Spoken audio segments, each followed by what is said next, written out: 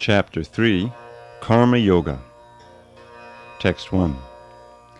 Arjuna Huvacha Jayasi Chet Karmanaste Muta Buddhi Janardana Tatkin Karmani Gore Mang Niyodhyasi Keshava. Arjuna said, O Janardan, O Keshava, why do you want to engage me in this ghastly warfare if you think that intelligence is better than fruitive work? Purport. The Supreme Personality of Godhead, Sri Krishna, has very elaborately described the constitution of the soul in the previous chapter, with a view to delivering his intimate friend Arjuna from the ocean of material grief.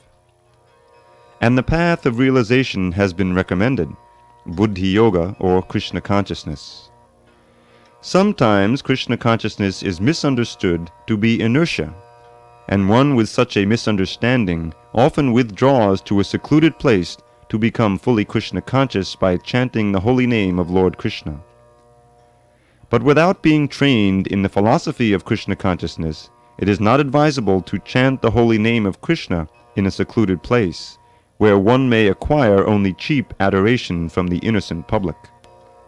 Arjuna also thought of Krishna consciousness, or Buddhi Yoga, or intelligence in spiritual advancement of knowledge, as something like retirement from active life and the practice of penance and austerity at a secluded place.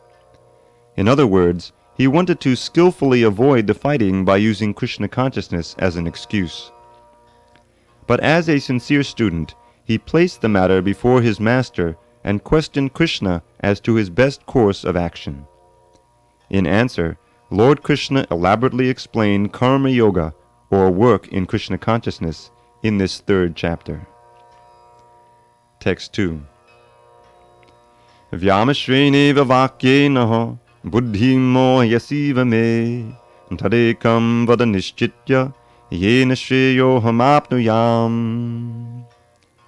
My intelligence is bewildered by your equivocal instructions. Therefore, please tell me decisively which will be most beneficial for me. Purport. In the previous chapter, as a prelude to the Bhagavad Gita, many different paths were explained, such as Sankhya Yoga, Buddhi Yoga, control of the senses by intelligence, work without fruitive desire, and the position of the neophyte. This was all presented unsystematically. A more organized outline of the path would be necessary for action and understanding. Arjuna, therefore, wanted to clear up these apparently confusing matters so that any common man could accept them without misinterpretation. Although Krishna had no intention of confusing Arjuna by any jugglery of words, Arjuna could not follow the process of Krishna consciousness, either by inertia or by active service.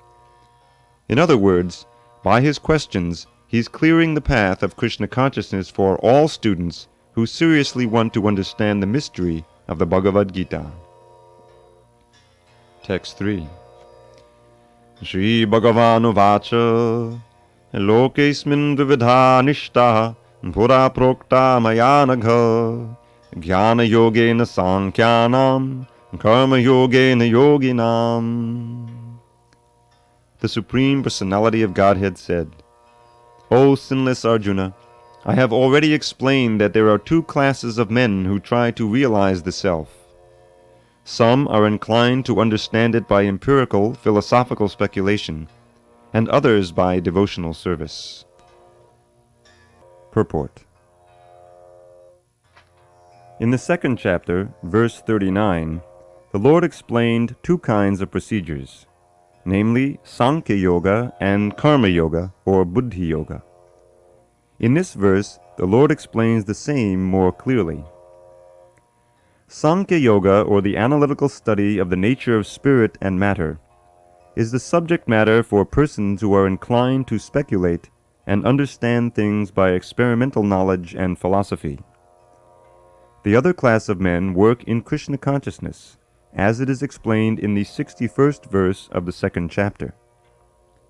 The Lord has explained, also in the 39th verse, that by working by the principles of Buddhi Yoga or Krishna consciousness, one can be relieved from the bonds of action. And furthermore, there is no flaw in the process. The same principle is more clearly explained in the 61st verse, that this Buddhi Yoga is to depend entirely on the Supreme, or more specifically, on Krishna. And in this way all the senses can be brought under control very easily. Therefore, both the yogas are interdependent, as religion and philosophy. Religion without philosophy is sentiment, or sometimes fanaticism, while philosophy without religion is mental speculation. The ultimate goal is Krishna, because the philosophers who are also seriously searching after the absolute truth come in the end to Krishna consciousness. This is also stated in the Bhagavad Gita. The whole process is to understand the real position of the self in relation to the super-self. The indirect process is philosophical speculation, by which, gradually, one may come to the point of Krishna consciousness. And the other process is directly connecting with everything in Krishna consciousness. Of these two, the path of Krishna consciousness is better because it does not depend on purifying the senses by a philosophical process. Krishna consciousness is itself the purifying process, and by the direct method of devotional service, it is simultaneously easy and sublime. Text 4. Nakamanamanarambahan naishkamyam purushoshnute nacha sanyasanareva siddhing samadhigacchati. Not by merely abstaining from work can one achieve freedom from reaction, nor by renunciation alone can one attain perfection. Purport. The renounced order of life can be accepted when one has been purified by the discharge of the prescribed form of duties which are laid down just to purify the hearts of materialistic men. Without purification, one cannot attain success by abruptly adopting the fourth order of life, sannyas. According to the empirical philosophers, simply by adopting sannyas or retiring from fruitive activities, one at once becomes as good as Narayan. But Lord Krishna does not approve this principle. Without purification of heart, sannyas is simply a disturbance to the social order. On the other hand, if someone takes to the transcendental service of the Lord, even without discharging his prescribed duties, whatever he may be able to advance in the cause is accepted by the Lord, Buddhi Yoga. Svalpamapyasya dharmasya trayate mahato bayat. Even a slight performance of such a principle enables one to overcome great difficulties. Text 5. Nahi kaschit chanamapi jatutishtatya karma krit karyate yavashak karma savak prakati jaya gunai. Everyone is forced to act helplessly according to the qualities he has acquired from the modes of material nature. Therefore, no one can refrain from doing something, not even for a moment. Purport. It is not a question of embodied life, but it is the nature of the soul to be always active. Without the presence of the spirit soul, the material body cannot move. The body is only a dead vehicle to be worked by the spirit soul, which is always active and cannot stop even for a moment. As such, the spirit soul has to be engaged in the good work of Krishna consciousness. Otherwise, it will be engaged in occupations dictated by illusory energy. In contact with material energy, the spirit soul acquires material modes, and to purify the soul from such affinities, it is necessary to engage in the prescribed duties enjoined in the Shastras. But if the soul is engaged in his natural function of Krishna consciousness, whatever he is able to do is good for him. The Srimad Bhagavatam 1.5.17 affirms this. Jaktva swadharmam charanam bhujang harer bhajang apakvo tapatit tato yadi yatra kvava bhadram abhudhamushikim govata apto bhajatam swadharmataha. If someone takes to Krishna consciousness, even though he may not follow the prescribed duties in the Shastras or execute the devotional service properly, and even though he may fall down from the standard, there is no loss or evil for him. But if he carries out all the injunctions for purification in the Shastras, what does it avail him if he is not Krishna conscious? So, the purificatory process is necessary for reaching this point of Krishna consciousness. Therefore, sannyas, or any purificatory process, is to help reach the ultimate goal of becoming Krishna conscious, without which everything is considered a failure. Text 6. Karmendriyani sangyamya ya asti manasa smaran indriyarthan vimudhatma mityacharasa uchyate. One who restrains the senses of action, but whose mind dwells on sense objects, certainly deludes himself and is called a pretender. Purport. There are many pretenders who refuse to work in Krishna consciousness, but make a show of meditation, while actually dwelling within the mind upon sense enjoyment. Such pretenders may also speak on dry philosophy in order to bluff sophisticated followers. But according to this verse, these are the greatest cheaters. For sense enjoyment, one can act in any capacity of the social order.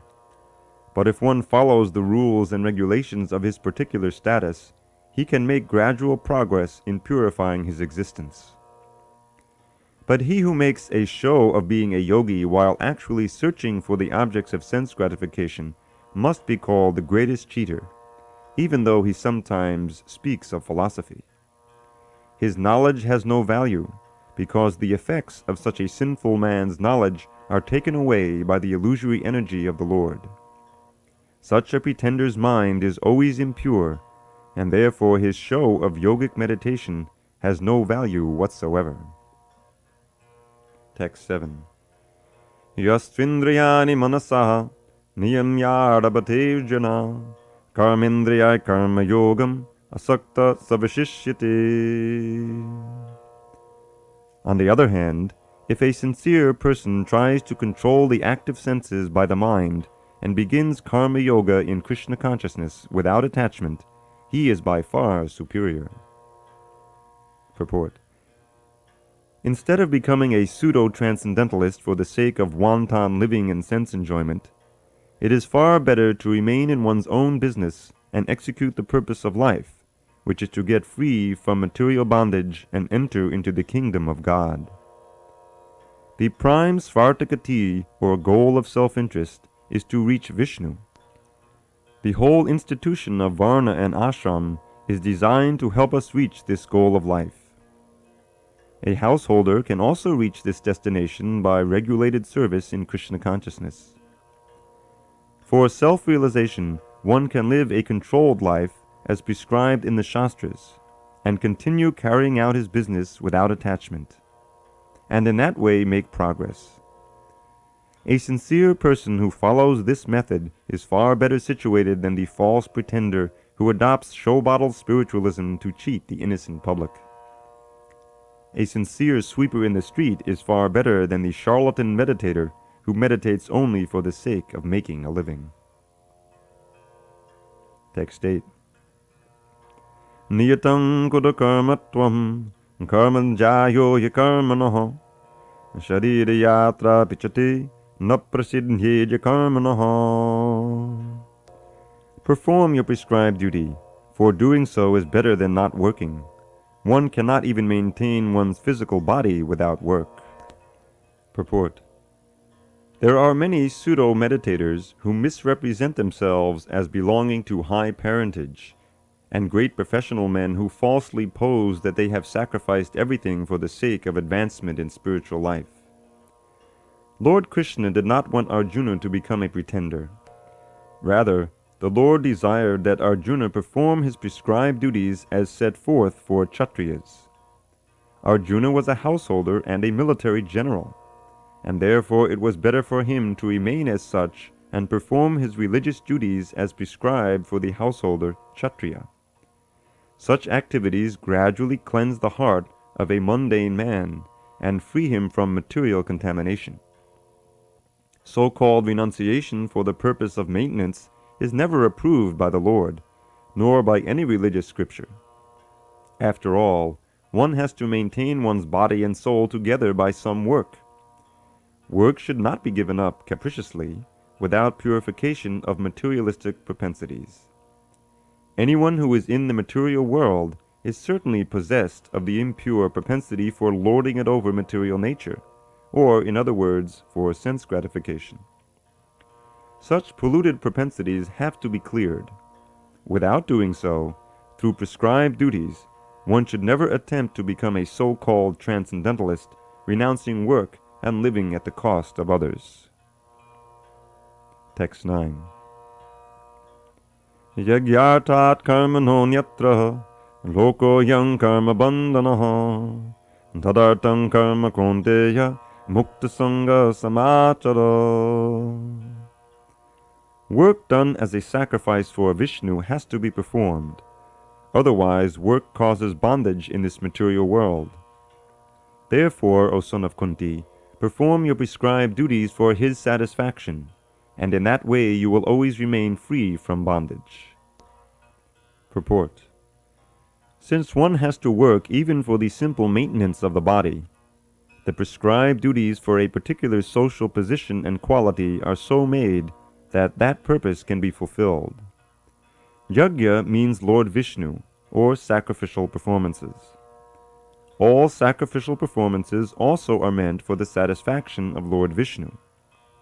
The Vedas enjoin, Yajno vai Vishnu. In other words, the same purpose is served whether one performs prescribed yajnas or directly serves Lord Vishnu. Krishna consciousness is therefore performance of yajna as it is prescribed in this verse. The Varnashram institution also aims at satisfying Lord Vishnu.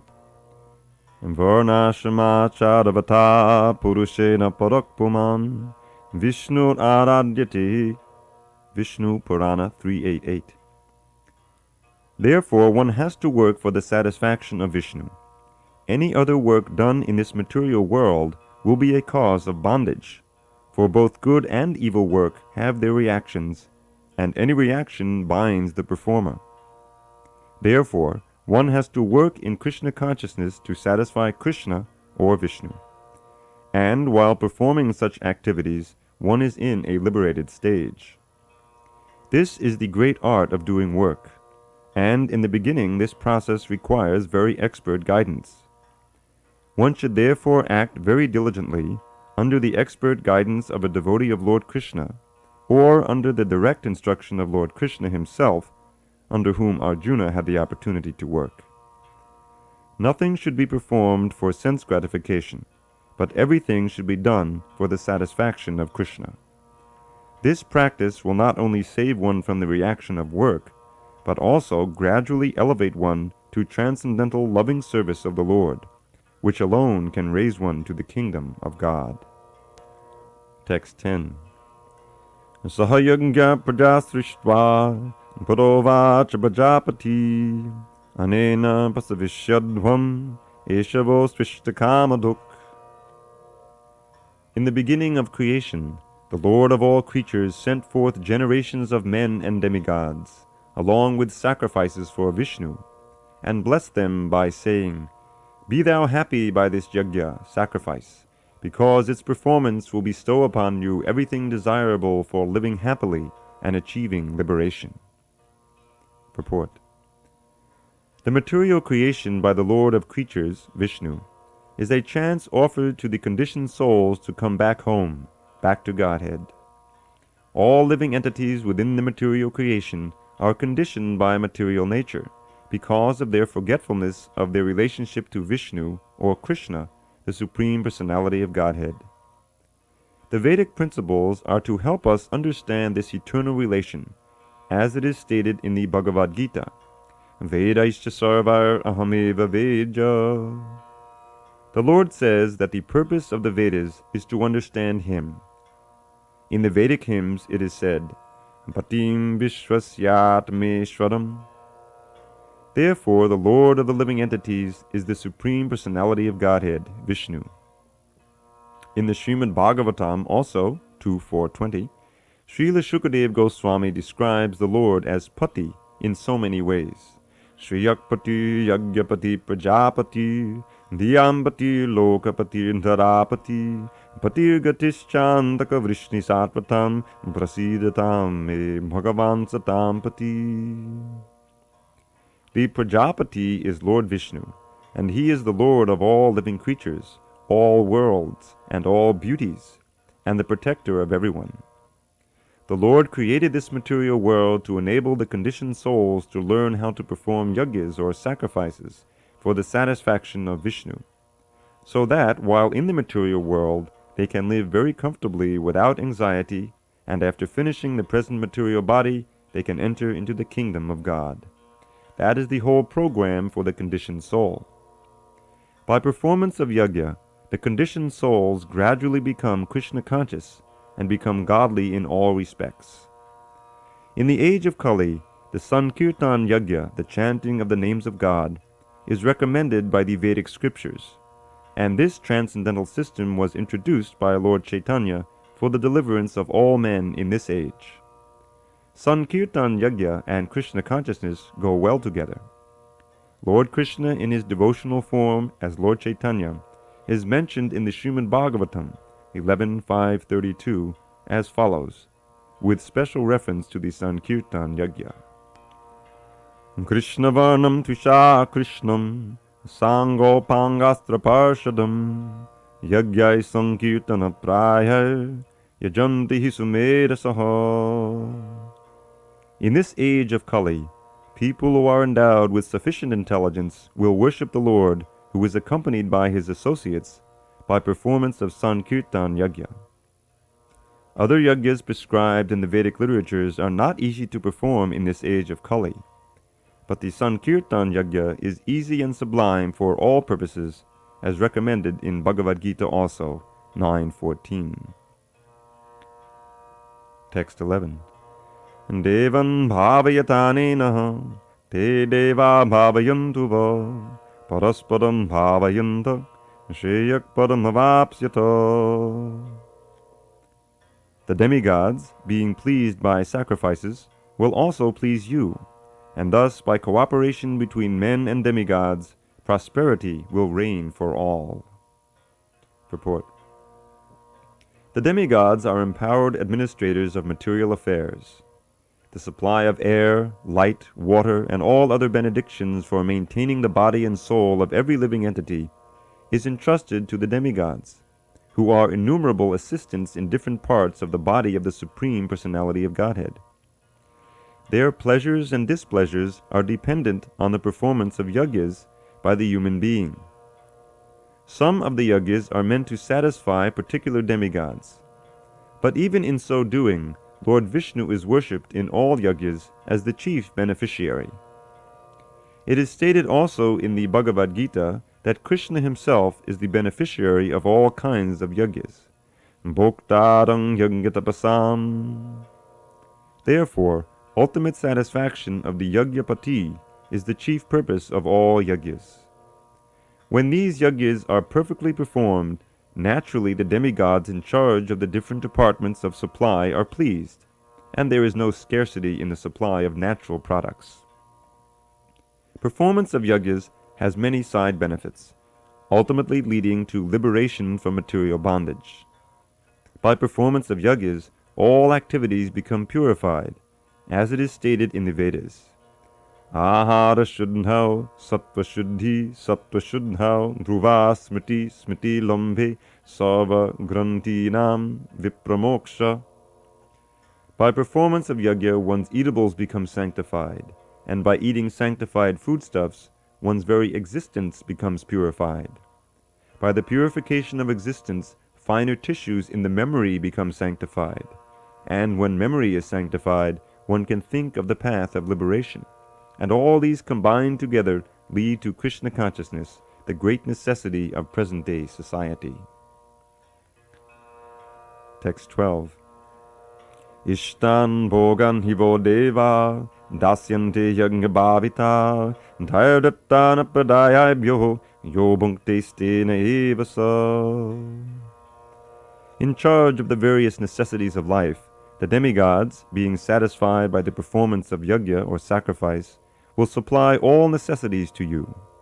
But he who enjoys such gifts without offering them to the demigods in return is certainly a thief. Purport. The demigods are authorized supplying agents on behalf of the Supreme Personality of Godhead, Vishnu. Therefore, they must be satisfied by the performance of prescribed yajnas. In the Vedas, there are different kinds of yajnas prescribed for different kinds of demigods, but all are ultimately offered to the Supreme Personality of Godhead.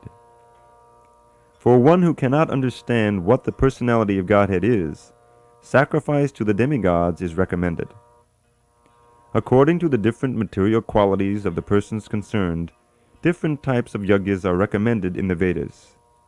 Worship of different demigods is also on the same basis, namely, according to different qualities. For example, the meat-eaters are recommended to worship the goddess Kali, the ghastly form of material nature, and before the goddess the sacrifice of animals is recommended. But for those who are in the mode of goodness, the transcendental worship of Vishnu is recommended. But ultimately, all yajnas are meant for gradual promotion to the transcendental position. For ordinary men, at least 5 yajnas, known as Pancha Mahayajna, are necessary. One should know, however, that all the necessities of life that the human society requires are supplied by the demigod agents of the Lord. No one can manufacture anything. Take, for example, all the eatables of human society. These eatables include grains, fruits, vegetables, milk, sugar, etc. for the persons in the mode of goodness, and also eatables for the non-vegetarians, like meats, none of which can be manufactured by men. Then again, take for example heat, light, water, air, etc., which are also necessities of life. None of them can be manufactured by the human society. Without the Supreme Lord, there can be no profuse sunlight, moonlight, rainfall, breeze, etc., without which no one can live. Obviously, our life is dependent on supplies from the Lord. Even for our manufacturing enterprises, we require so many raw materials like metals, sulfur, mercury, manganese, and so many essentials, all of which are supplied by the agents of the Lord with the purpose that we should make proper use of them to keep ourselves fit and healthy for the purpose of self-realization, leading to the ultimate goal of life, namely, liberation from the material struggle for existence. This aim of life is attained by performance of yajnas. If we forget the purpose of human life and simply take supplies from the agents of the Lord for sense gratification and become more and more entangled in material existence, which is not the purpose of creation, certainly we become thieves, and therefore we are punished by the laws of material nature. A society of thieves can never be happy, because they have no aim in life. The gross materialist thieves have no ultimate goal of life. They are simply directed to sense gratification, nor do they have knowledge of how to perform yajnas. Lord Chaitanya, however, inaugurated the easiest performance of yajna, namely the Sankirtan yajna, which can be performed by anyone in the world who accepts the principles of Krishna consciousness. Text 13. Yagyashishtashi naksanto muchyante sarva kilbishai bhunjate te tvagam bhapa ye pachantyatmakaranat. The devotees of the Lord are released from all kinds of sins because they eat food which is offered first for sacrifice. Others, who prepare food for personal sense enjoyment, verily eat only sin. Purport. The devotees of the Supreme Lord, or the persons who are in Krishna consciousness, are called santas, and they are always in love with the Lord, as it is described in the Brahma Samhita 5.38. Brahmanjana churita bhakti velochanena santas sadaiva hridiyeshu vilokayanti. The santas, being always in a compact of love with the Supreme Personality of Godhead, Govinda, the giver of all pleasures, or Mukunda, the giver of liberation, or Krishna, the all-attractive person, cannot accept anything without first offering it to the Supreme Person. Therefore, such devotees always perform yajnas in different modes of devotional service, such as Shravanam, Kirtanam, Smaranam, Archanam, etc. And these performances of yajnas keep them always aloof from all kinds of contamination of sinful association in the material world. Others, who prepare food for self or sense gratification, are not only thieves, but also the eaters of all kinds of sins. How can a person be happy if he is both a thief and sinful? It is not possible. Therefore, in order for people to become happy in all respects, they must be taught to perform the easy process of Sankirtan Yajna in full Krishna consciousness. Otherwise, there can be no peace or happiness in the world. Text 14. Annan bhavanti bhutani parjanyaranna sambhavaha yajyan bhavati parjanyo yajya karma samudbhava. All living bodies subsist on food grains, which are produced from rains. Rains are produced by performance of yajna or sacrifice, and yajna is born of prescribed duties. Purport. Srila Baladev Vidyabhushan, a great commentator on the Bhagavad Gita, writes as follows: Ye indrajan katam vyavastitam yagyam sarveshwaram vishnum amyachatatchesham ashnanti tena tandehe yatram sampadayanti te santa sarveshwarasya yanga purushasya bhakta sarvakilbishar anadi kala vividhar Atmanum bhava pratibandhakar nikila papa vimuchanti.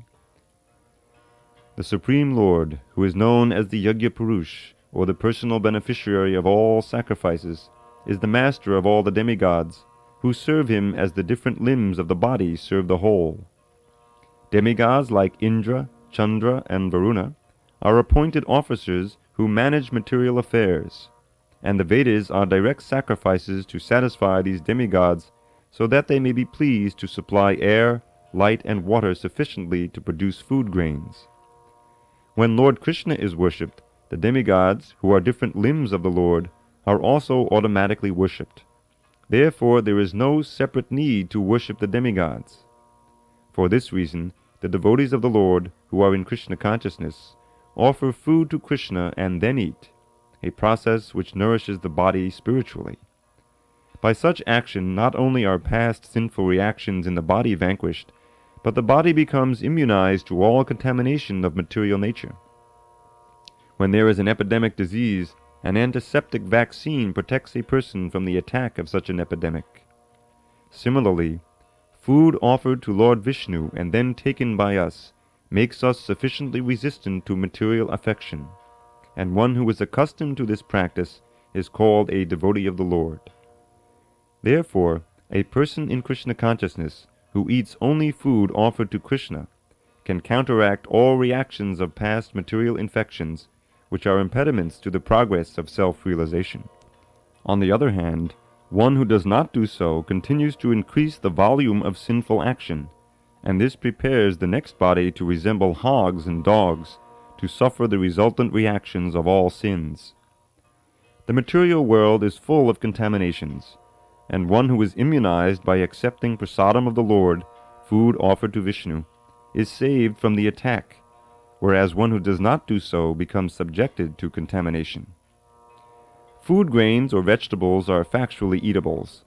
The human being eats different kinds of food grains, vegetables, fruits, etc., and the animals eat the refuse of the food grains and vegetables, grass, plants, etc. Human beings accustomed to eating meat and flesh must also depend on the production of vegetation in order to eat the animals. Therefore, ultimately, we have to depend on the production of the field and not on the production of big factories. The field production is due to sufficient rain from the sky, and such rains are controlled by demigods like Indra, the sun, the moon, etc., and they are all servants of the Lord. The Lord can be satisfied by sacrifices. Therefore, one who cannot perform them will find himself in scarcity. That is the law of nature. Yajna, specifically the Sankirtan Yajna prescribed for this age, must therefore be performed to save us at least from scarcity of food supply. Text 15. Karma brahmodbhavam vidhi brahmakshara samudbhavam tasmat sarvakatam brahma nityam yagye patishtitam. Regulated activities are prescribed in the Vedas, and the Vedas are directly manifested from the Supreme Personality of Godhead. Consequently, the all-pervading transcendence is eternally situated in acts of sacrifice. Purport. Yagyartha karma, or the necessity of work for the satisfaction of Krishna only, is more expressly stated in this verse. If we have to work for the satisfaction of the Yajna Purush, Vishnu, then we must find out the direction of work in Brahman, or the transcendental Vedas. The Vedas are therefore codes of working directions. Anything performed without the direction of the Vedas is called vikarma, or unauthorized or sinful work. Therefore, one should always take direction from the Vedas to be saved from the reaction of work. As one has to work in ordinary life by the direction of the state, one similarly has to work under direction of the supreme state of the Lord. Such directions in the Vedas are directly manifested from the breathing of the Supreme Personality of Godhead. It is said, Asya mahato bhutasya nishvasitam etad yadnrigvedo yajurveda samavedo tarvangidasa. The four Vedas, namely the Rig Veda, Yajurveda, Samaveda, and Atharva Veda, are all emanations from the breathing of the great personality of Godhead. Brihad Aranyaka Upanishad 4.5.11. The Lord, being omnipotent, can speak by breathing air, for as it is confirmed in the Brahma Samhita, the Lord has the omnipotence to perform through each of his senses the actions of all other senses. In other words, the Lord can speak through his breathing, and he can impregnate by his eyes. In fact, it is said that he glanced over material nature and thus fathered all living entities. After creating or impregnating the conditioned souls into the womb of material nature, he gave his directions in the Vedic wisdom as to how such conditioned souls can return home back to Godhead. We should always remember that the conditioned souls in material nature are all eager for material enjoyment. But the Vedic directions are so made that one can satisfy one's perverted desires, then return to Godhead, having finished his so-called enjoyment. It is a chance for the conditioned souls to attain liberation. Therefore, the conditioned souls must try to follow the process of yajna by becoming Krishna conscious. Even those who have not followed the Vedic injunctions may adopt the principles of Krishna consciousness, and that will take the place of performance of Vedic yajnas or karmas. Text 16. Evam pravartitang chakram nanavartayati haya agayur indrayaramo mogham partha sajivati. My dear Arjuna, one who does not follow in human life the cycle of sacrifice thus established by the Vedas certainly leads a life full of sin. Living only for the satisfaction of the senses, such a person lives in vain. Purport. The Mammonist philosophy of work very hard and enjoy sense gratification is condemned herein by the Lord. Therefore, for those who want to enjoy this material world, the above-mentioned cycle of performing yajnas is absolutely necessary. One who does not follow such regulations is living a very risky life, being condemned more and more. By nature's law, this human form of life is specifically meant for self-realization, in either of the three ways, namely karma yoga, jnana yoga, or bhakti yoga. There is no necessity of rigidly following the performances of the prescribed yajnas for the transcendentalists who are above vice and virtue. But those who are engaged in sense gratification require purification by the above-mentioned cycle of yajna performances. There are different kinds of activities. Those who are not Krishna conscious are certainly engaged in sensory consciousness. Therefore, they need to execute pious work. The yajna system is planned in such a way that sensory-conscious persons may satisfy their desires without becoming entangled in the reaction of sense-gratificatory work. The prosperity of the world depends not on our own efforts, but on the background arrangement of the Supreme Lord, directly carried out by the demigods. Therefore, the yajnas are directly aimed at the particular demigods mentioned in the Vedas. Indirectly, it is the practice of Krishna consciousness, because when one masters the performance of yajnas, one is sure to become Krishna conscious. But if by performing yajnas one does not become Krishna conscious, such principles are counted as only moral codes. One should not, therefore, limit his progress only to the point of moral codes, but should transcend them to attain Krishna consciousness. Text 17.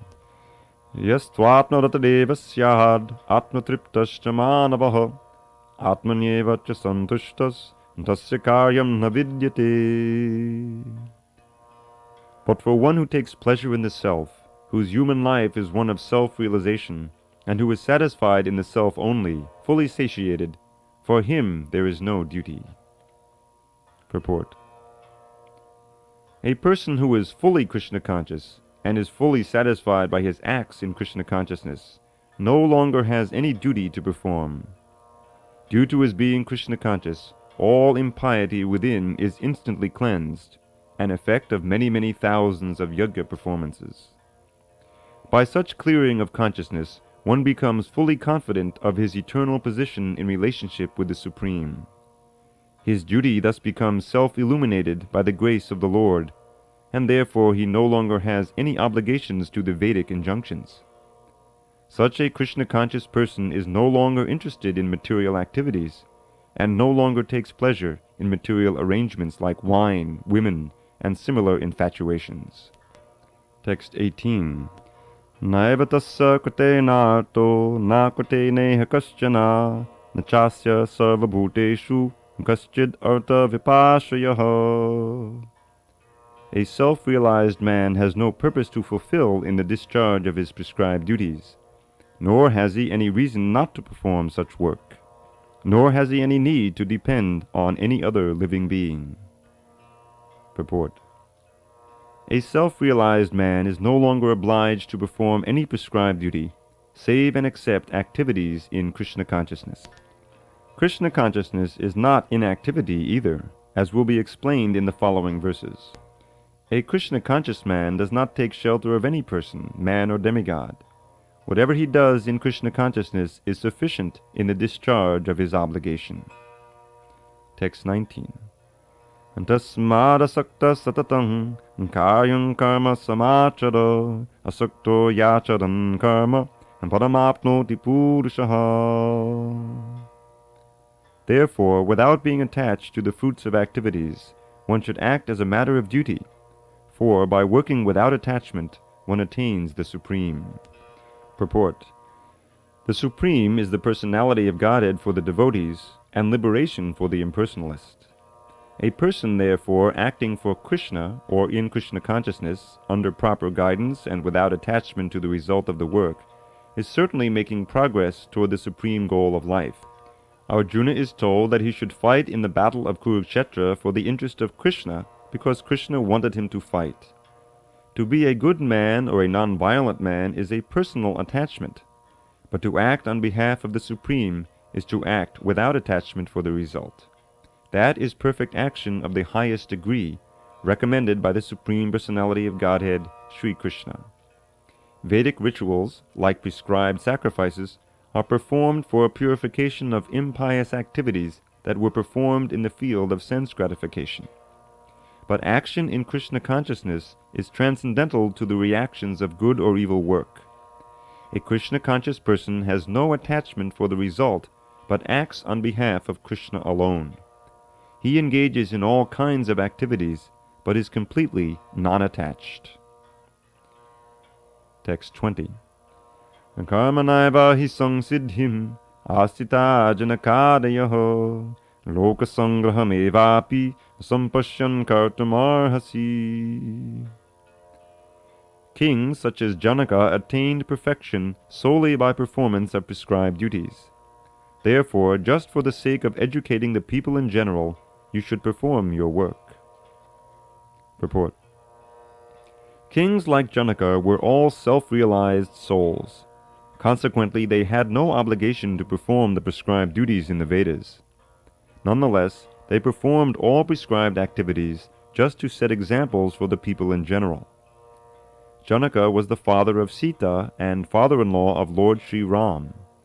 Being a great devotee of the Lord, he was transcendentally situated.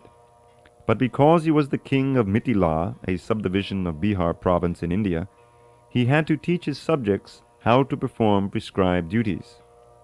Lord Krishna and Arjuna, the Lord's eternal friend, had no need to fight in the battle of Kurukshetra, but they fought to teach people in general that violence is also necessary in a situation where good arguments fail. Before the battle of Kurukshetra, every effort was made to avoid the war, even by the Supreme Personality of Godhead, but the other party was determined to fight. So, for such a right cause, there is a necessity for fighting. Although one who is situated in Krishna consciousness may not have any interest in the world, he still works to teach the people how to live and how to act. Experienced persons in Krishna consciousness can act in such a way that others will follow, and this is explained in the following verse. Text 21. Yad yada charati shrestahas tattadevetaro janaha sayat pramanam kurute lokastadanuvartate. Whatever action a great man performs, common men follow, and whatever standards he sets by exemplary acts, all the world pursues. Purport. People in general always require a leader who can teach the public by practical behavior. A leader cannot teach the public to stop smoking if he himself smokes. Lord Chaitanya said that a teacher should behave properly before he begins teaching. One who teaches in that way is called Acharya, or the ideal teacher. Therefore, a teacher must follow the principles of Shastra, scripture, to teach the common man. The teacher cannot manufacture rules against the principles of revealed scriptures. The revealed scriptures, like Manu Samhita and similar others, are considered the standard books to be followed by human society. Thus, the leader's teaching should be based on the principles of such standard Shastras. One who desires to improve himself must follow these standard rules as they are practiced by the great teachers. The Srimad Bhagavatam also affirms that one should follow in the footsteps of great devotees, and that is the way of progress on the path of spiritual realization. The king or the executive head of state, the father and the school teacher are all considered to be natural leaders of the innocent people in general. All such natural leaders have a great responsibility to their dependents. Therefore, they must be conversant with standard books of moral and spiritual codes. Text 22. Aname partasti kartavyam drishu lokeshu kinchana nanavaptamavaptavyam varta eva chakarmani. O son of Prita, there is no work prescribed for me within all the three planetary systems, nor am I in want of anything, nor have I a need to obtain anything, and yet I am engaged in prescribed duties. The Supreme Personality of Godhead is described in the Vedic literatures as follows. Tamishwaranam padamam maheshwaram Dhang devatanam padamam chadaivatam Patim patinam padamam padastad Vidama devam bhuvaneshamidyam Natasya kayam karanam cha vidyate Natatsamascha bhyadikascha drishyate Parasya shakti vividhaiva shuyate Svabhaviki jnana balakriyacha. The Supreme Lord is the controller of all other controllers, and He is the greatest of all the diverse planetary leaders. Everyone is under His control. All entities are delegated with particular power only by the Supreme Lord. They are not supreme themselves. He is also worshipable by all demigods and is the Supreme Director of all directors. Therefore He is transcendental to all kinds of material leaders and controllers and is worshipable by all. there is no one greater than him, and he is the supreme cause of all causes. He does not possess a bodily form like that of an ordinary living entity. There is no difference between his body and his soul. He is absolute. All his senses are transcendental. Any one of his senses can perform the action of any other sense. Therefore, no one is greater than him or equal to him. His potencies are multifarious, and thus his deeds are automatically performed as a natural sequence. Shvetashvatara Upanishad 6:7-8. Since everything is in full opulence in the personality of Godhead and is existing in full truth, there is no duty for the Supreme Personality of Godhead to perform. One who must receive the results of work has some designated duty. But one who has nothing to achieve within the three planetary systems certainly has no duty. And yet Lord Krishna is engaged on the battlefield of Kurukshetra as the leader of the Kshatriyas, because the Kshatriyas are duty-bound to give protection to the distressed. Although he is above all the regulations of the revealed scriptures, he does not do anything that violates the revealed scriptures. Text 23. Yadi yaham navarteyam jatu karman hitandvitaha mama vartmana vartanti manusya parta sarvashaha. For if I ever fail to engage in carefully performing prescribed duties, O Partha, certainly all men would follow my path. Purport. In order to keep the balance of social tranquility for progress in spiritual life, there are traditional family usages meant for every civilized man. Although such rules and regulations are for the conditioned souls and not Lord Krishna, because he descended to establish the principles of religion, he followed the prescribed rules. Otherwise, common men would follow in his footsteps, because he is the greatest authority. From the Srimad Bhagavatam it is understood that Lord Krishna was performing all the religious duties at home and out of home, as required of a householder. Text 24. Utsideyuri me lokaha nakoyam karma chedaham sankarasya chakartasyam upahanyami ma praja. If I did not perform prescribed duties, all these worlds would be put to ruination. I would be the cause of creating unwanted population, and I would thereby destroy the peace of all living beings. Purport. Varna Sankara is unwanted population which disturbs the peace of the general society.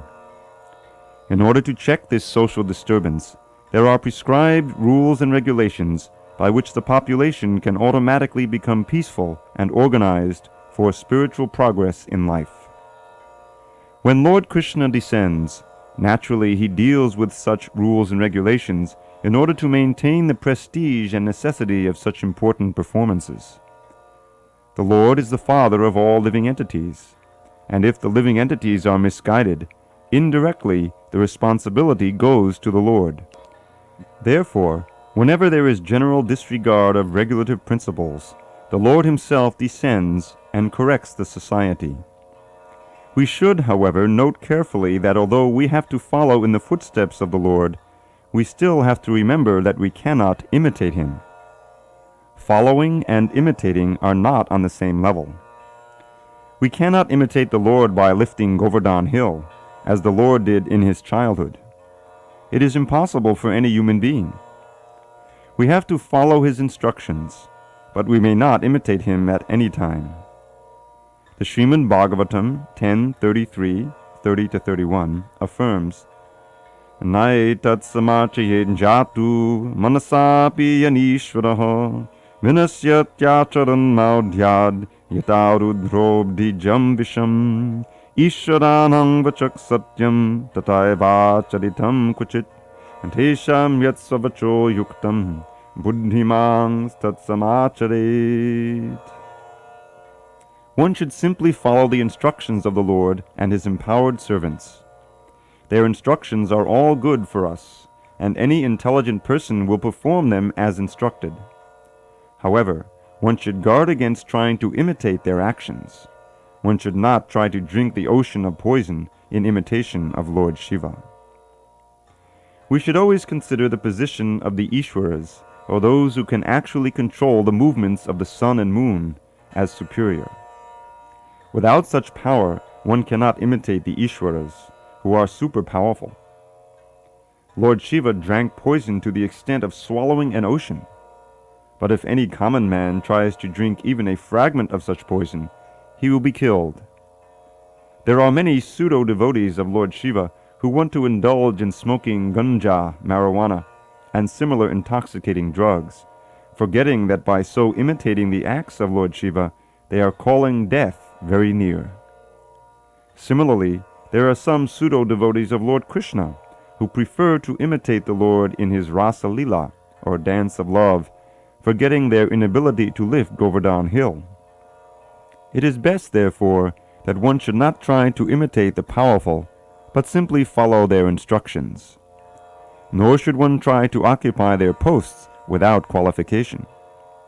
There are so many incarnations of God without the power of the Supreme Godhead. Text 25. Sakta karmanya vidvangso yata kuvanti bharata koyad vidvang tata saktas chikishu lokasangraham. As the ignorant perform their duties with attachment to results, the learned may similarly act, but without attachment, for the sake of leading people on the right path. Purport. A person in Krishna consciousness and a person not in Krishna consciousness are differentiated by different desires. A Krishna conscious person does not do anything which is not conducive to the development of Krishna consciousness. He may even act exactly like the ignorant person who is too much attached to material activities. But one is engaged in such activities for the satisfaction of his sense gratification, whereas the other is engaged for the satisfaction of Krishna. Therefore, the Krishna-conscious person is required to show the people how to act and how to engage the results of action for the purpose of Krishna consciousness. Text 26. Na buddhi bedam janayehid agyanam karma sanginam joshiyit sarva karmani vidvan yukta samacharan. So as not to disrupt the minds of ignorant men attached to the fruitive results of prescribed duties, a learned person should not induce them to stop work. Rather, by working in the spirit of devotion, he should engage them in all sorts of activities for the gradual development of Krishna consciousness. Purport. Vedaischa sarvar ahameva vedya. That is the end of all Vedic rituals. All rituals, all performances of sacrifices, and everything that is put into the Vedas, including all direction for material activities, are meant for understanding Krishna, who is the ultimate goal of life. But because the conditioned souls do not know anything beyond sense gratification, they study the Vedas to that end. But through fruitive activities and sense gratification regulated by the Vedic rituals, one is gradually elevated to Krishna consciousness. Therefore, a realized soul in Krishna consciousness should not disturb others in their activities or understanding, but he should act by showing how the results of all work can be dedicated to the service of Krishna. The learned Krishna-conscious person may act in such a way that the ignorant person working for sense gratification may learn how to act and how to behave. Although the ignorant man is not to be disturbed in his activities, a slightly developed Krishna-conscious person may directly be engaged in the service of the Lord without waiting for other Vedic formulas. For this fortunate man, there is no need to follow the Vedic rituals, because by direct Krishna consciousness, one can have all the results one would otherwise derive from following one's prescribed duties. Text 27. Prakriti kriyamanani gunai karmani sarvasho ahankara vimudhatma kartaham iti manyate. The spirit soul, bewildered by the influence of false ego, thinks himself the doer of activities that are in actuality carried out by the three modes of material nature. Purport. Two persons, one in Krishna consciousness and the other in material consciousness, working on the same level, may appear to be working on the same platform, but there is a wide gulf of difference in their respective positions. The person in material consciousness is convinced by false ego that he is the doer of everything. He does not know that the mechanism of the body is produced by material nature, which works under the supervision of the Supreme Lord. The materialistic person has no knowledge that ultimately he is under the control of Krishna. The person in false ego takes all credit for doing everything independently, and that is the symptom of his nescience. He does not know that this gross and subtle body is the creation of material nature, under the order of the Supreme Personality of Godhead, and as such, his bodily and mental activities should be engaged in the service of Krishna in Krishna consciousness. The ignorant man forgets that the Supreme Personality of Godhead is known as Rishikesh, or the master of the senses of the material body. For due to his long misuse of the senses in sense gratification, he is factually bewildered by the false ego, which makes him forget his eternal relationship with Krishna. Text 28. Tattvittu mahabaho gunakarma vibhagayo guna gunesha vartanta itimatva nasanjate. One who is in knowledge of the absolute truth, O mighty armed one, does not engage himself in the senses and sense gratification, knowing well the differences between work in devotion and work for fruitive results. Purport. The knower of the absolute truth is convinced of his awkward position in material association. He knows that he is part and parcel of the Supreme Personality of Godhead, Krishna, and that his position should not be in the material creation. He knows his real identity as part and parcel of the Supreme, who is eternal bliss and knowledge, and he realizes that somehow or other he is entrapped in the material conception of life. In his pure state of existence, he is meant to dovetail his activities in devotional service to the Supreme Personality of Godhead, Krishna. He therefore engages himself in the activities of Krishna consciousness and becomes naturally unattached to the activities of the material senses, which are all circumstantial and temporary. He knows that his material condition of life is under the supreme control of the Lord. Consequently, he is not disturbed by all kinds of material reactions, which he considers to be the mercy of the Lord. According to Srimad Bhagavatam, one who knows the absolute truth in three different features, namely Brahman, Paramatma, and the Supreme Personality of Godhead, is called Tattvit, for he knows also his own factual position in relationship with the Supreme. Text 29. Prakate guna samudha sajjante guna karmasu tan kritsna vado mandan kritsna vinnavachaliyet. Bewildered by the modes of material nature, the ignorant fully engage themselves in material activities and become attached. But the wise should not unsettle them, although these duties are inferior due to the performer's lack of knowledge. Purport. Persons who are unknowledgeable falsely identify with gross material consciousness and are full of material designations. This body is a gift of the material nature, and one who is too much attached to the bodily consciousness is called manda, or a lazy person without understanding of spirit soul. Ignorant men think of the body as the self. They accept bodily connections with others as kinsmanship, the land in which the body is obtained as their object of worship, and they consider the formalities of religious rituals to be ends in themselves. Social work, nationalism, and altruism are some of the activities for such materially designated persons. Under the spell of such designations, they are always busy in the material field. For them, spiritual realization is a myth, and so they are not interested.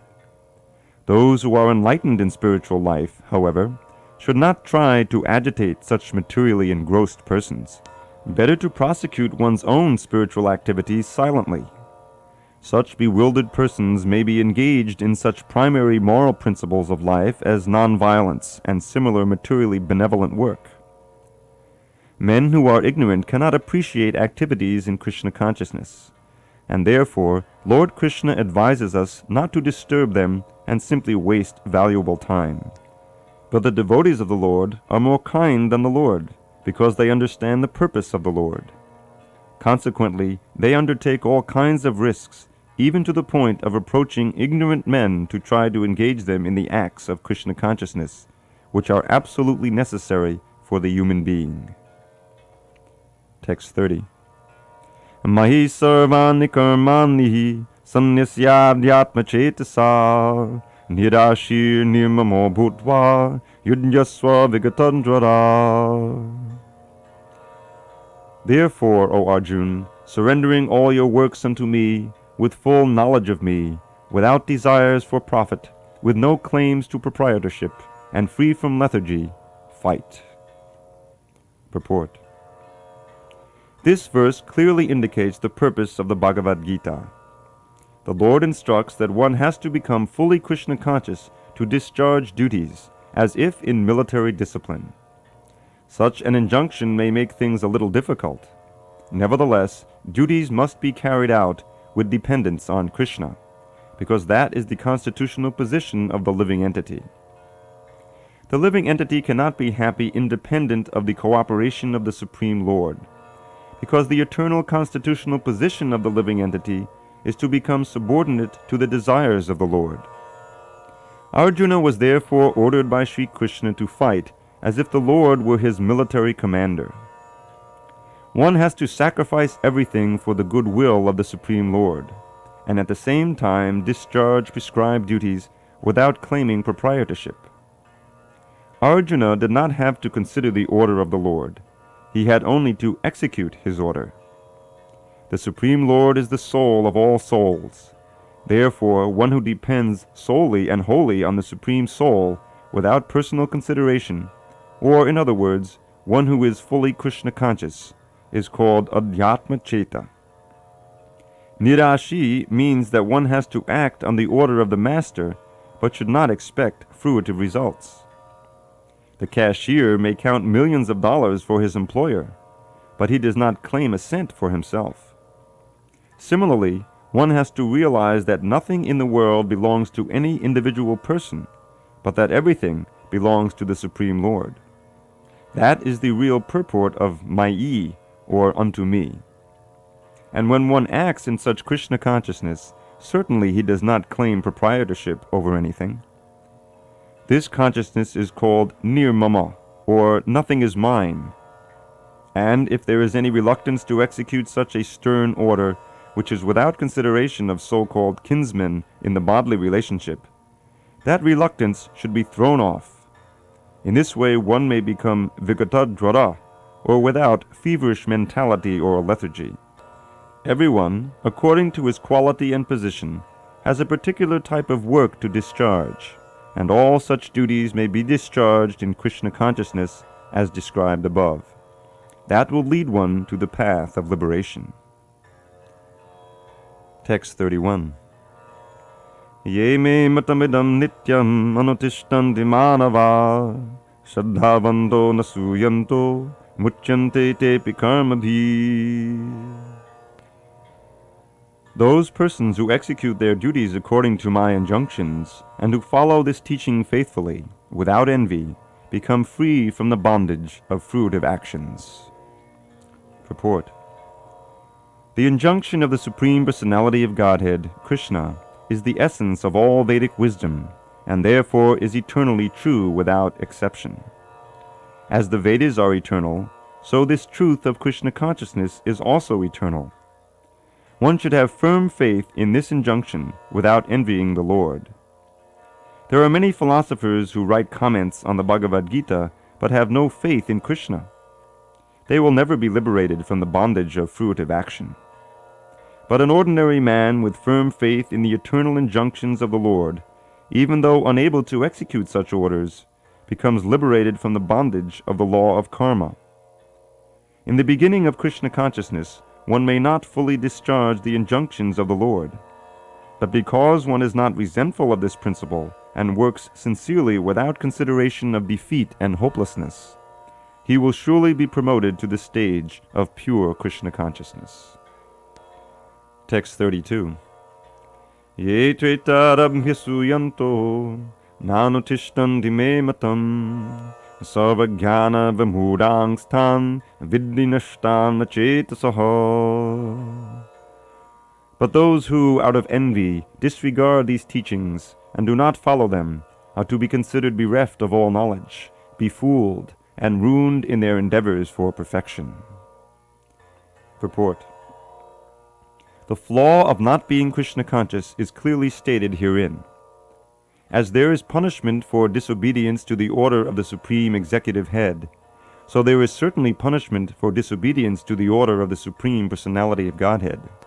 A disobedient person, however great he may be, is ignorant of his own self and of the Supreme Brahman, Paramatma, and the Personality of Godhead, due to a vacant heart. Therefore there is no hope of perfection of life for him. Text 33. Sadrisham cheshtate swasya pakate jnanavanapi pakating yanti bhutani nigraha king karishyati.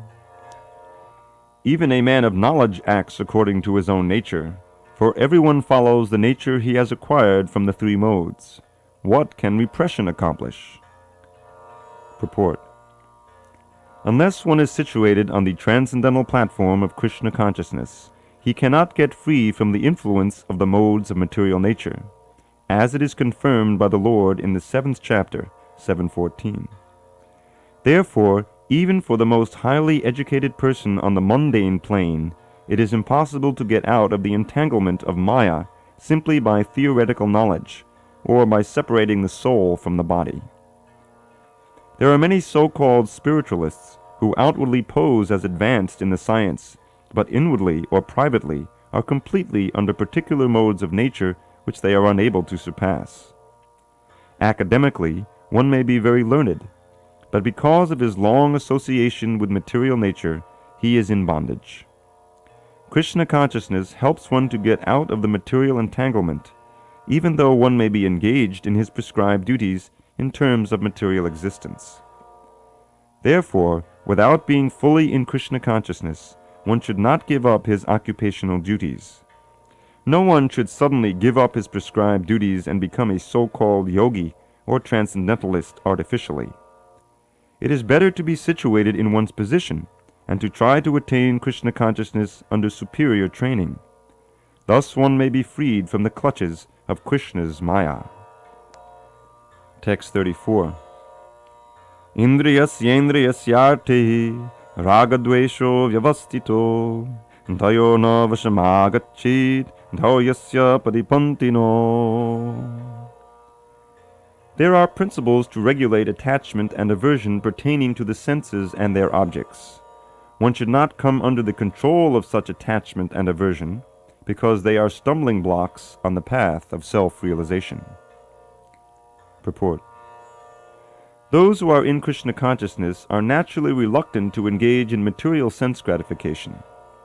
But those who are not in such consciousness should follow the rules and regulations of the revealed scriptures. Unrestricted sense enjoyment is the cause of material engagement, but one who follows the rules and regulations of the revealed scriptures does not become entangled by the sense objects. For example, sex enjoyment is a necessity for the conditioned soul, and sex enjoyment is allowed under the license of marriage ties.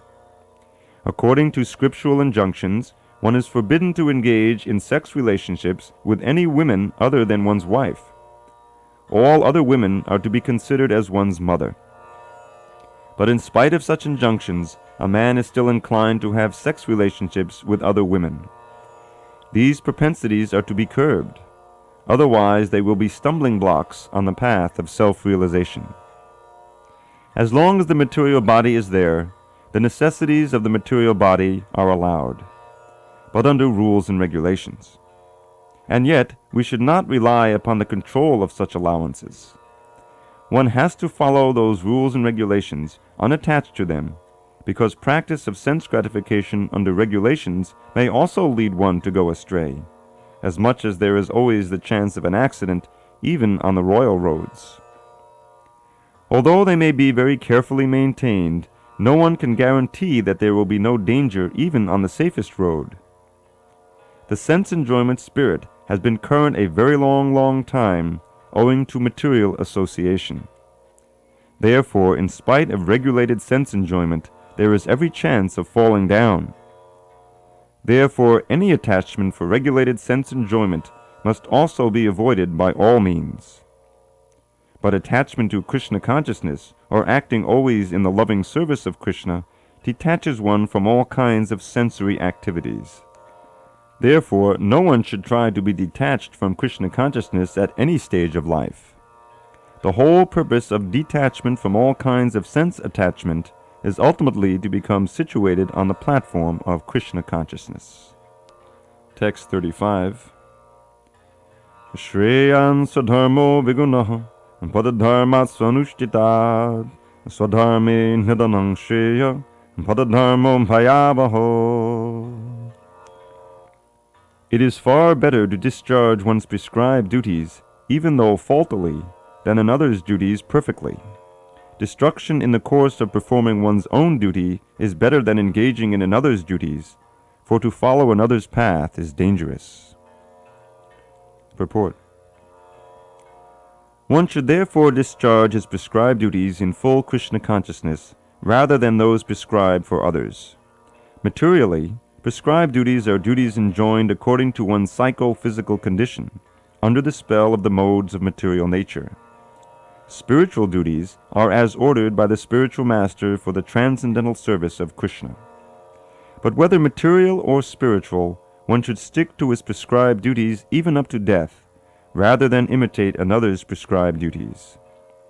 Duties on the spiritual platform and duties on the material platform may be different, but the principle of following the authorized direction is always good for the performer. When one is under the spell of the modes of material nature, one should follow the prescribed rules for his particular situation and should not imitate others. For example, a Brahmin who is in the mode of goodness is non-violent, whereas a Kshatriya who is in the mode of passion is allowed to be violent. As such, for a Kshatriya it is better to be vanquished following the rules of violence than to imitate a Brahmin who follows the principles of non-violence. Everyone has to cleanse his heart by a gradual process, not abruptly. However, when one transcends the modes of material nature and is fully situated in Krishna consciousness, he can perform anything and everything under the direction of a bona fide spiritual master. In that complete stage of Krishna consciousness, the Kshatriya may act as a Brahmin, or a Brahmin may act as a Kshatriya. In the transcendental stage, the distinctions of the material world do not apply. For example, Vishwamitra was originally a Kshatriya, but later on he acted as a Brahmin, whereas Parashuram was a Brahmin, but later on he acted as a Kshatriya. Being transcendentally situated, they could do so. But as long as one is on the material platform, he must perform his duties according to the modes of material nature. At the same time, he must have a full sense of Krishna consciousness. Text 36. Arjuna Vacha Atakena payukto yam papam chadati purushaha anichan abivarshneya balari vinayojitaha. Arjuna said, O descendant of Vrishni, by what is one impelled to sinful acts, even unwillingly, as if engaged by force? Purport. A living entity, as part and parcel of the Supreme, is originally spiritual, pure, and free from all material contaminations. Therefore, by nature he is not subject to the sins of the material world. But when he is in contact with the material nature, he acts in many sinful ways, without hesitation, and sometimes even against his will. As such, Arjuna's question to Krishna is very sanguine as to the perverted nature of the living entities. Although the living entity sometimes does not want to act in sin, he is still forced to act. Sinful actions are not, however, impelled by the supersoul within, but are due to another cause, as the Lord explains in the next verse. Text 37. Shri Bhagavan Vacha Kamesha Krodesha Rajo Guna Samudbhava Mahashano Mahapapma Vidyenam Ihavaidinam.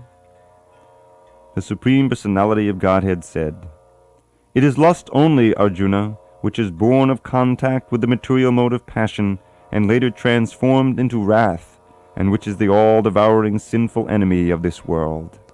Purport: when a living entity comes in contact with the material creation, his eternal love for Krishna is transformed into lust in association with the mode of passion. Or, in other words, the sense of love of God becomes transformed into lust, as milk in contact with sour tamarind is transformed into yogurt. Then again, when lust is unsatisfied, it turns into wrath. Wrath is transformed into illusion, and illusion continues the material existence. Therefore, lust is the greatest enemy of the living entity, and it is lust only which induces the pure living entity to remain entangled in the material world. Wrath is the manifestation of the mode of ignorance. These modes exhibit themselves as wrath and other corollaries. If, therefore, the mode of passion, instead of being degraded into the mode of ignorance, is elevated to the mode of goodness by the prescribed method of living and acting, then one can be saved from the degradation of wrath by spiritual attachment. The Supreme Personality of Godhead expanded himself into many for his ever-increasing spiritual bliss, and the living entities are parts and parcels of this spiritual bliss.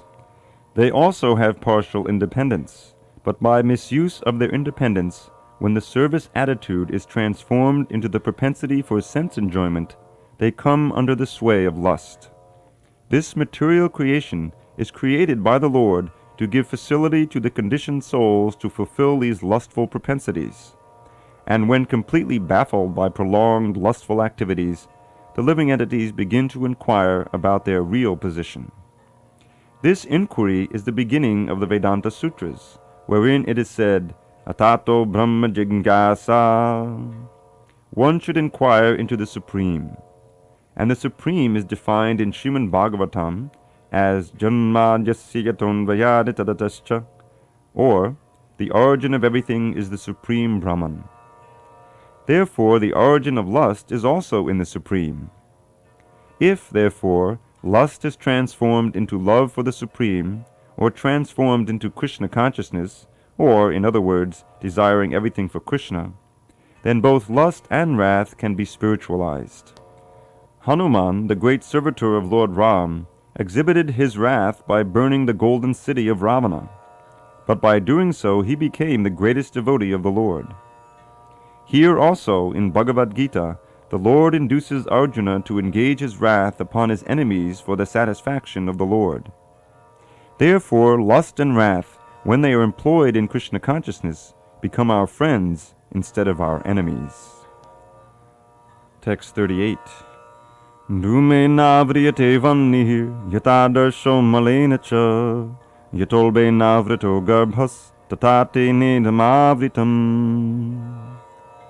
As fire is covered by smoke, as a mirror is covered by dust, or as the embryo is covered by the womb, the living entity is similarly covered by different degrees of this lust.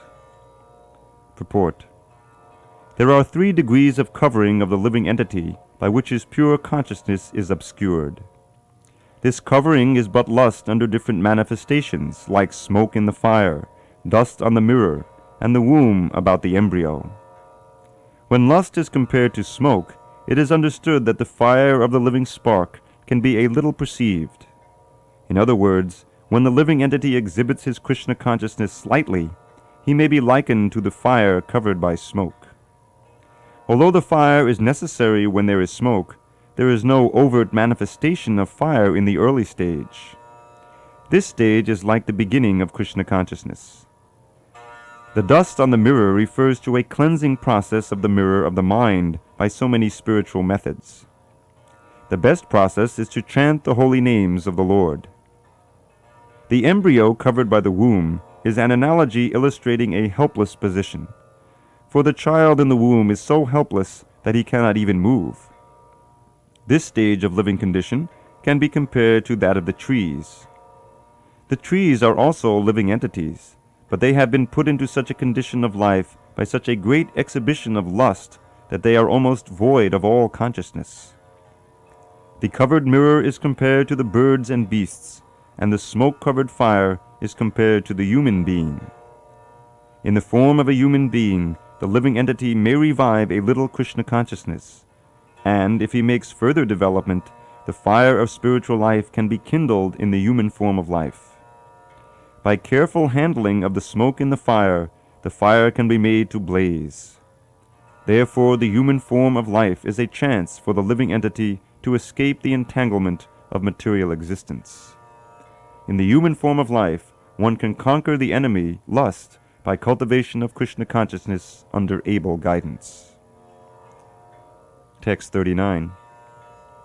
Avritam jnanametena jnanino nityavairina kamarupena konteya dushpurena nalena cha. Thus the wise living entity's pure consciousness becomes covered by his eternal enemy in the form of lust, which is never satisfied and which burns like fire. Purport. It is said in the Manusmriti that lust cannot be satisfied by any amount of sense enjoyment, just as fire is never extinguished by a constant supply of fuel. In the material world, the center of all activities is sex, and thus this material world is called Maitunya Agara, or the shackles of sex life. In the ordinary prison house, criminals are kept within bars. Similarly, the criminals who are disobedient to the laws of the Lord are shackled by sex life. Advancement of material civilization on the basis of sense gratification means increasing the duration of the material existence of a living entity. Therefore, this lust is the symbol of ignorance by which the living entity is kept within the material world. While one enjoys sense gratification, it may be that there is some feeling of happiness, but actually that so-called feeling of happiness is the ultimate enemy of the sense enjoyer. Text 40. Indriyani manobuddhir asyadhisthana muchyate etava mohayattesha jnanamavritya dehinam. The senses, the mind, and the intelligence are the sitting places of this lust. Through them, lust covers the real knowledge of the living entity and bewilders him. Purport. The enemy has captured different strategic positions in the body of the conditioned soul, and therefore Lord Krishna is giving hints of those places, so that one who wants to conquer the enemy may know where he can be found. Mind is the center of all the activities of the senses, and thus when we hear about sense objects, the mind generally becomes a reservoir of all ideas of sense gratification. And as a result, the mind and the senses become the repositories of lust. Next, the intelligence department becomes the capital of such lustful propensities. Intelligence is the immediate next-door neighbor of the spirit soul. Lusty intelligence influences the spirit soul to acquire the false ego and identify itself with matter, and thus with the mind and the senses. The spirit soul becomes addicted to enjoying the material senses and mistakes this as true happiness. This false identification of the spirit soul is very nicely explained in the Srimad Bhagavatam 10:84-13.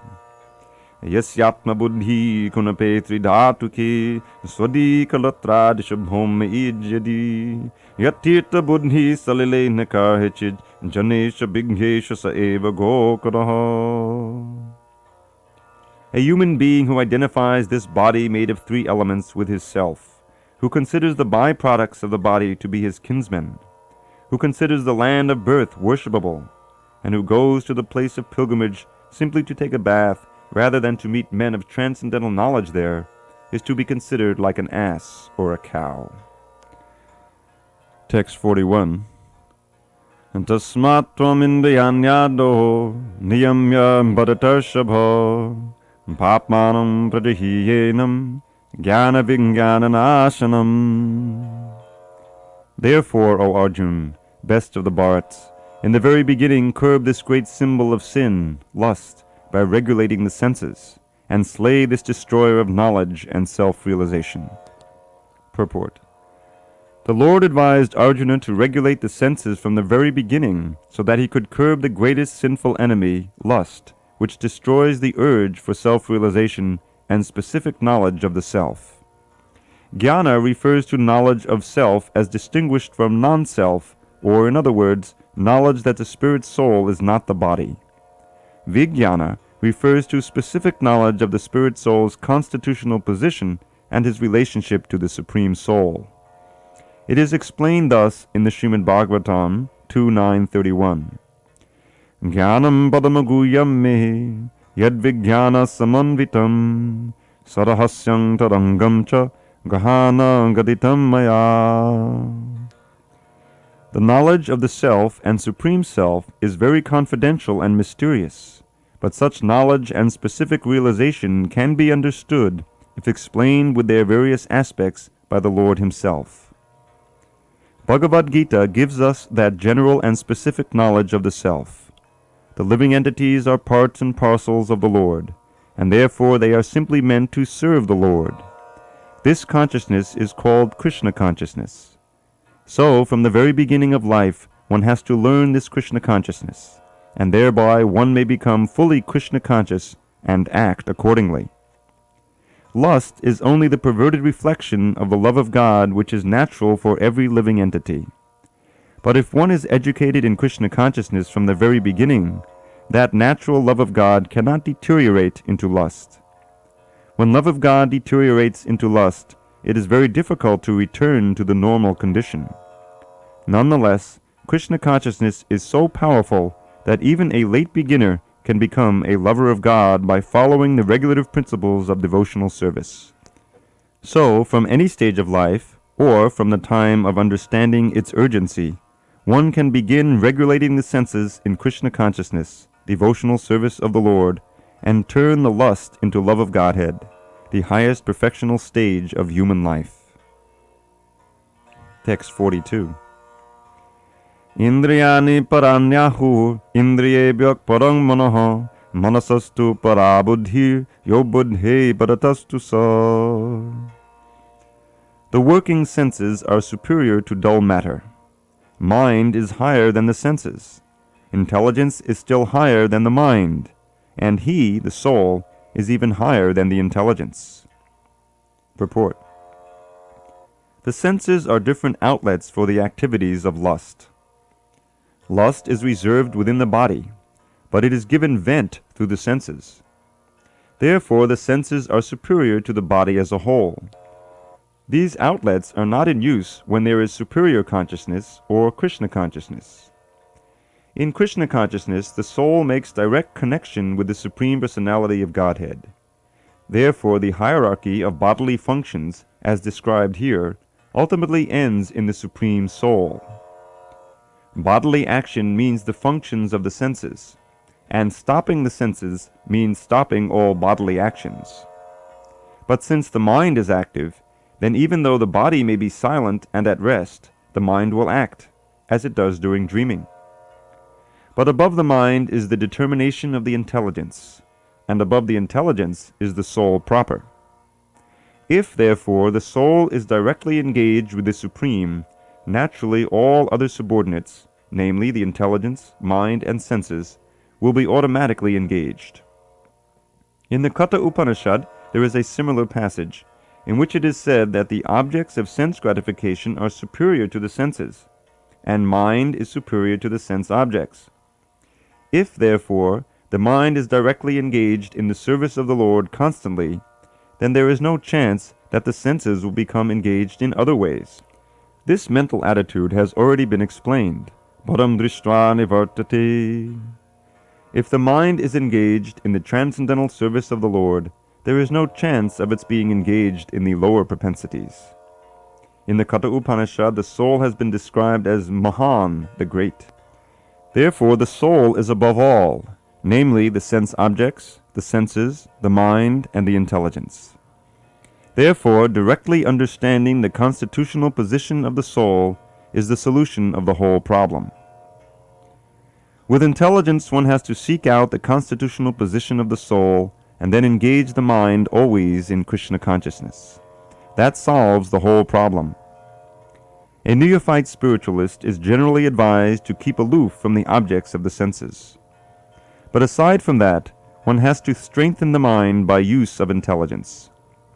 If by intelligence one engages one's mind in Krishna consciousness, by complete surrender unto the Supreme Personality of Godhead, then automatically the mind becomes stronger, and even though the senses are very strong, like serpents, they will be no more effective than serpents with broken fangs. But even though the soul is the master of intelligence and mind, and the senses also, still, unless it is strengthened by association with Krishna in Krishna consciousness, there is every chance of falling down due to the agitated mind. Text 43. Evam buddhi param buddhvaha sangstabhyatmanamatmana jahi shatrum mahabaho kamarupang dorasadam. Thus, knowing oneself to be transcendental to the material senses, mind, and intelligence, O mighty armed Arjun, one should steady the mind by deliberate spiritual intelligence, Krishna consciousness, and thus, by spiritual strength, conquer this insatiable enemy known as lust. Purport. This third chapter of the Bhagavad Gita is conclusively directive to Krishna consciousness by knowing oneself as the eternal servitor of the Supreme Personality of Godhead, without considering impersonal voidness the ultimate end. In the material existence of life, one is certainly influenced by propensities for lust and desire for dominating the resources of material nature. Desire for overlording and for sense gratification is the greatest enemy of the conditioned soul. But by the strength of Krishna consciousness, one can control the material senses, the mind, and the intelligence. One may not give up work and prescribed duties all of a sudden, but by gradually developing Krishna consciousness, one can be situated in a transcendental position without being influenced by the material senses and the mind, by steady intelligence directed toward one's pure identity. This is the sum total of this chapter. In the immature stage of material existence, philosophical speculations, and artificial attempts to control the senses by the so-called practice of yogic postures can never help a man toward spiritual life. He must be trained in Krishna consciousness by higher intelligence. Thus end the Bhaktivedanta purports to the third chapter of the Srimad Bhagavad Gita in the matter of karma yoga, or the discharge of one's prescribed duty in Krishna consciousness.